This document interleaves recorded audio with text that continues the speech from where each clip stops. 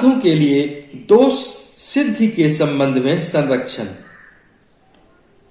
यह अनुच्छेद मौलिक अधिकारों में सर्वाधिक महत्वपूर्ण अनुच्छेद है और यह इतना महत्वपूर्ण माना गया है कि यह कभी निलंबित नहीं किया जा सकता है।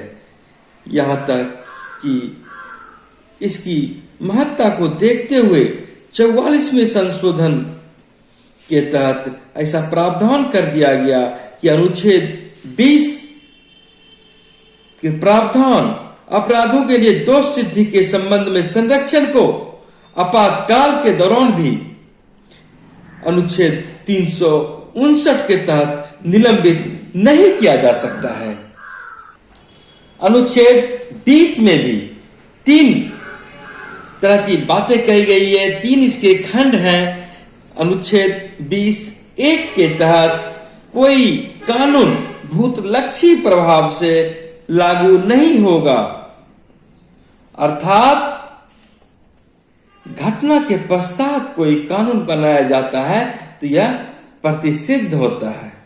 अनुच्छेद 20(2) कहता है कि एक ही अपराध के लिए एक ही सजा का प्रावधान किया जा सकता है।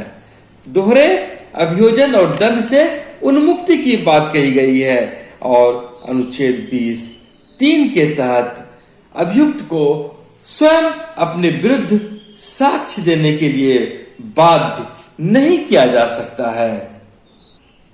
अनुच्छेद 20(1) में भूतलक्षी प्रभाव वाली विधि की बात कही गई है, अर्थात किसी घटना के बाद कोई कानून बनता है तो फिर उसके अनुरूप उसे सजा नहीं दी जा सकती है।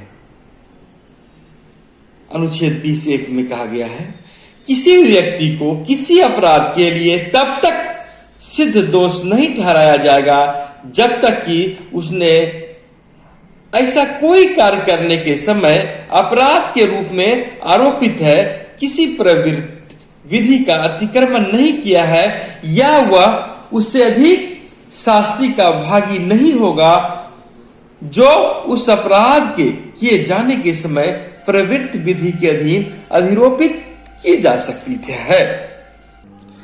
अनुच्छेद 20(1) में 2 बातें हैं। एक तो यह कि किसी पर यदि आरोप मात्र लगाया जाता है तो यह सिद्ध नहीं हो जाता कि वह कानून का उल्लंघन किया है और वह दोषी है, बल्कि जब न्यायालय में यह साबित हो जाता है, सिद्ध हो जाता है कि उन्होंने कानून का अतिक्रमण किया है तो ही उसे दोषी करार दिया जाता है। और दूसरी बात यह है कि वह उतना ही सजा का भागीदार होगा, उतना ही सजा उसे दिया जा सकता है जो उस समय यदि उसने अपराध किया है उस समय तक जितने सजा का प्रावधान था वही उसे दिया जा सकता है। बाद में यदि उसी सजा के लिए कानून करे कर दिए या दूसरा ज्यादा सजा की व्यवस्था कर दी गई तो उसे ज्यादा सजा नहीं दी जा सकती है। एक उदाहरण के रूप में यह भी समझ सकते हैं, जैसे कि कोई नाबालिग है, 16 वर्ष का लड़का है, कोई अपराध करता है, उसके लिए कम सजा का प्रावधान है और उस बच्चे ने, उस 16 वर्ष के लड़के ने अपराध कर दिया, बाद में उसके लिए कड़े कानून बना दिए गए। तो यहां पर उसके फैसले आने के समय जो उसके अपराध के समय जो प्रावधान था वही सजा उसके लिए दी जाएगी, न कि बढ़ी हुई सजा। वहीं गौर करने वाली बात यह भी है कि यदि न्यायालय के फैसला आने तक संविधान में संशोधन कर सजा कम कर दी जाती है तो ऐसी स्थिति में अभियुक्त को इसका लाभ प्राप्त होता है। अनुच्छेद 20(1) के तहत आप यह भी समझ सकते हैं कि आरोपी यदि दोष सिद्ध हो जाता है तो फिर उसके लिए उसको सजा भुगतना पड़ेगा और यदि यहाँ पर यह भी बात देखने वाली बात है, यदि जिस व्यक्ति पर जिस अपराध का अभियोग लगाया जाता है और वह आरोप का दोषी पाया जाता है, तो उसके परिणाम स्वरूप उसे कुछ भुगतान करना होता है, सजा भुगतना पड़ता है, या उस स्वतंत्रता से उसे वंचित भी किया जा सकता है।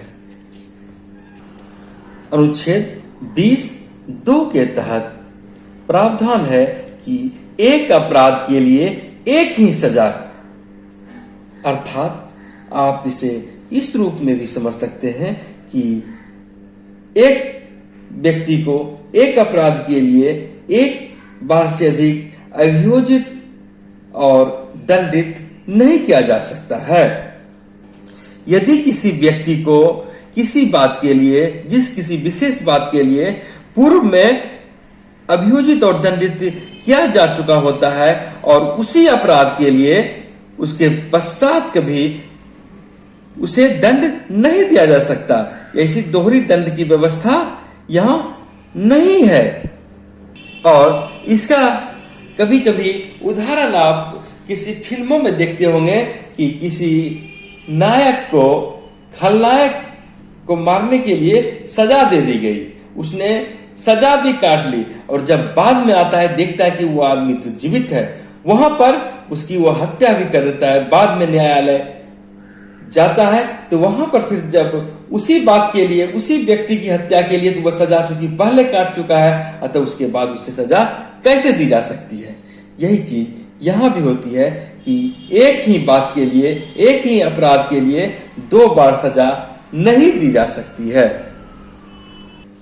लेकिन इस दोहरी कार्रवाई के निषेध के बावजूद इतना कहा जा सकता है कि न्यायालय के अलावा यदि अन्य कोई कार्रवाई उसके द्वारा उसके खिलाफ की जाती है तो वह मान्य है। उदाहरण के रूप में कोई सरकारी सेवक है, यदि न्यायालय द्वारा उसे किसी अपराध के लिए दंडित किया जाता है तो उसके अलावे उसके जो विभाग है वह भी उसके खिलाफ कार्रवाई कर सकती है।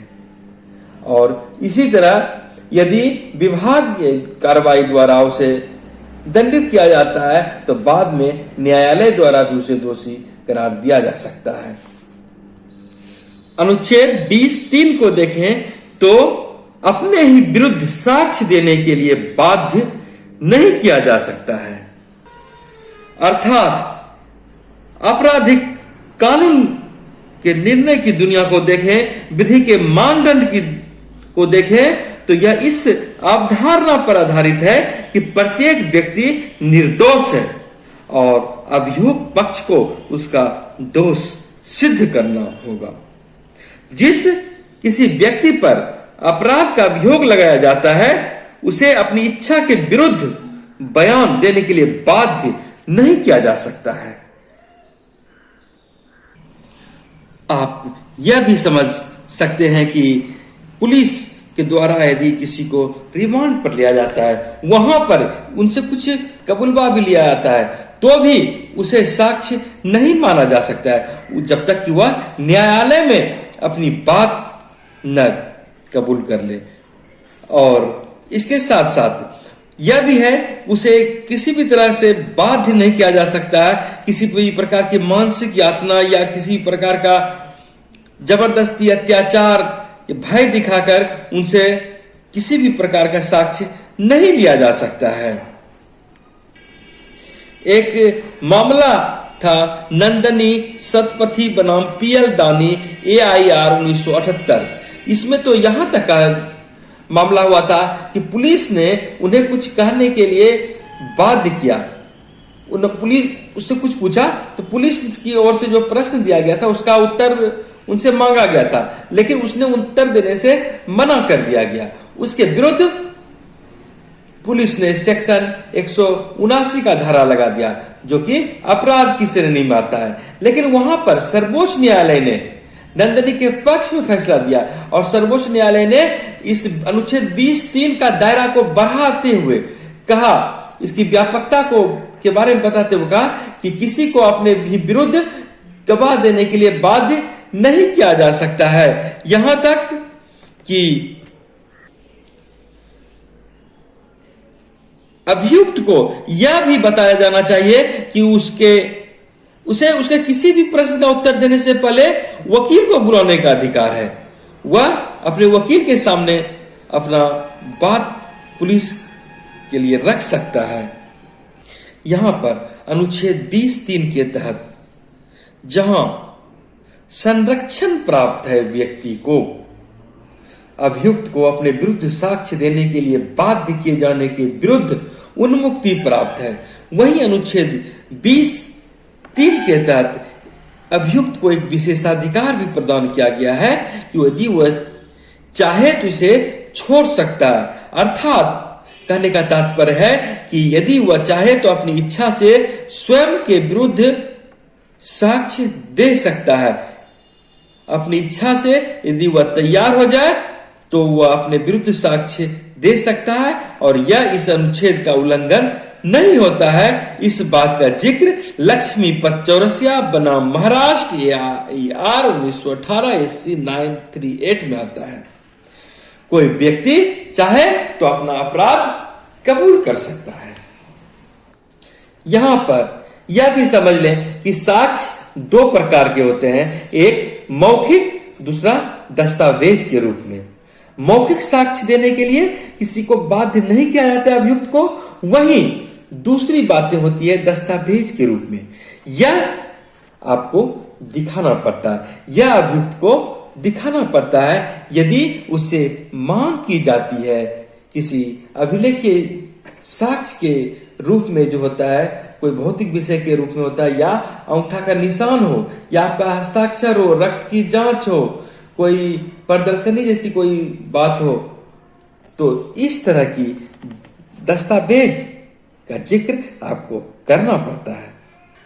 इससे उन्मुक्ति प्राप्त नहीं है। हस्तलिखित सामग्री या किसी अन्य दस्तावेज को देने से वह मना नहीं कर सकता है। यह अनुच्छेद 20(3) के तहत संरक्षित नहीं है।